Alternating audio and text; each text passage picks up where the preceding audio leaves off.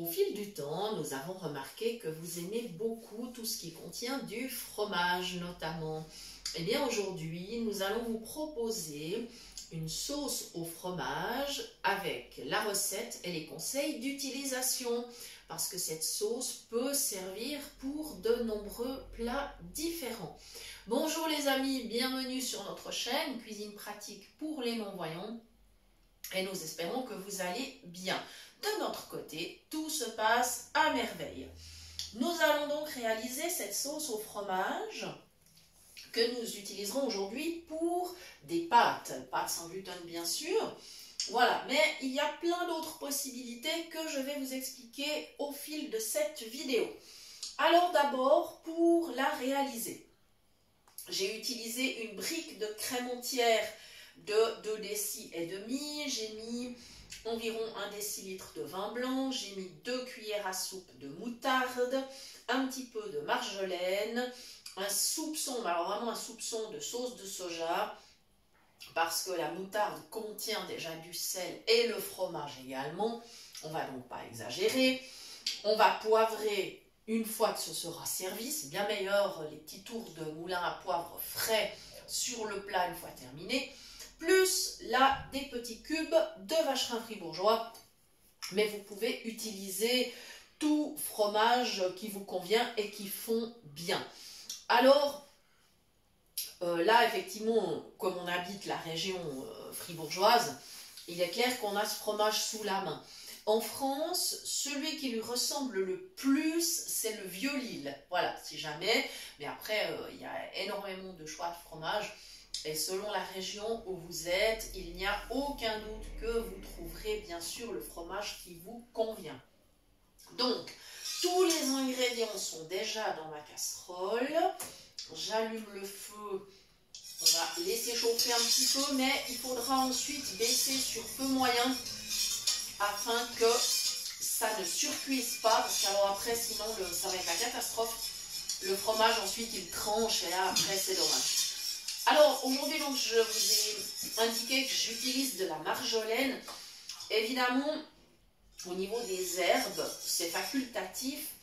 On pourrait tout à fait utiliser du basilic ou encore, par exemple, de la ciboulette qui conviendrait très très bien avec le fromage, ou un petit peu de persil par exemple. Donc il y a plusieurs possibilités, mais c'est facultatif. Voilà, ça c'est clair. Hein? Voilà, et là, tranquillement maintenant, mon fromage que j'ai coupé en cubes, alors il y en a, je pense, 300 grammes à peu près, ouais, je pense que ça doit être ça. Voilà, donc ça vous donne une petite indication, et selon l'épaisseur de la sauce que vous souhaitez, ben vous mettez un peu plus ou un peu moins, et on peut toujours corriger avec le vin blanc, hein, c'est pas un souci. Voilà.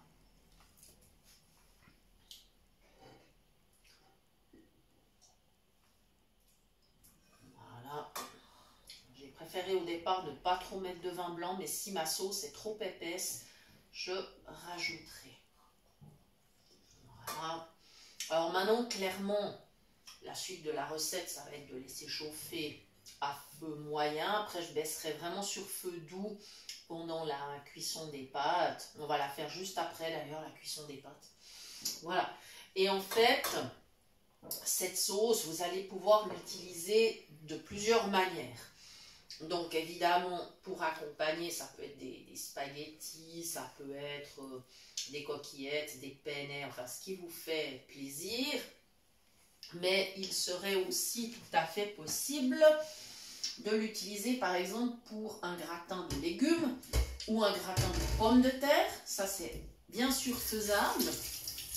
Ensuite, vous avez d'autres possibilités. Par exemple, avec des légumes, eh bien, vous pourriez garnir une tarte aux légumes, une quiche, en ajoutant entre 2 et 3 œufs pour que la farce prenne et que ça ne coule pas au moment où vous allez découper votre tarte ou votre quiche.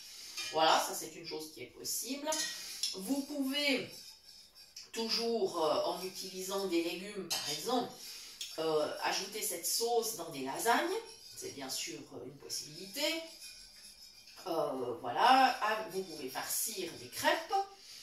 Et vous pouvez donc mélanger avec des légumes, mais vous pouvez aussi, si vous préparez par exemple un hachis de viande, il va falloir faire revenir votre viande, hein, ça c'est sûr. Par exemple un hachis de bœuf, que vous allez quand même assaisonner. Hein. Mais ensuite vous pouvez ajouter cette sauce, eh bien, par exemple justement pour farcir des crêpes, pour garnir une quiche, pour mettre au gratin avec en plus des légumes, pour des lasagnes. Voilà, il y a plein de possibilités. Vous pouvez farcir des croissants, farcir des rissoles. Vous voyez, donc avec une seule sauce, eh bien, on peut faire vraiment beaucoup de choses. Et je vais baisser le feu. Voilà. Mettez-nous vos suggestions. Et puis dites-nous avec quel fromage vous avez réalisé cette sauce. Ça nous intéresse beaucoup. On aime bien prendre connaissance de vos créations. L'autre jour, une des personnes qui suit la chaîne nous a envoyé un message où elle nous indiquait la variante qu'elle avait préparée sur la base du gâteau au flocon d'avoine qu'on avait fait. Et franchement, elle avait une super idée. Donc voilà, on aime bien connaître vos différentes idées. Ça fond très très bien et la consistance sera impeccable. Voilà, c'est parfait. Ça fait un peu comme une fondue, hein, si on veut bien dire. Sauf que dans une fondue, on ne met pas de crème, évidemment, et pas de moutarde non plus. Voilà. Ça y est, c'est parfait. Voilà, donc la recette, elle est vite prête. Et vous avez donc remarqué que cette sauce peut être utilisée pour plein de plats différents. Voilà.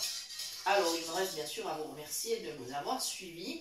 Je vous indique, comme toujours, que vous pouvez nous suivre bien évidemment sur Facebook et que vous pouvez nous écrire sur notre adresse mail cuisinepratique@mail.ch.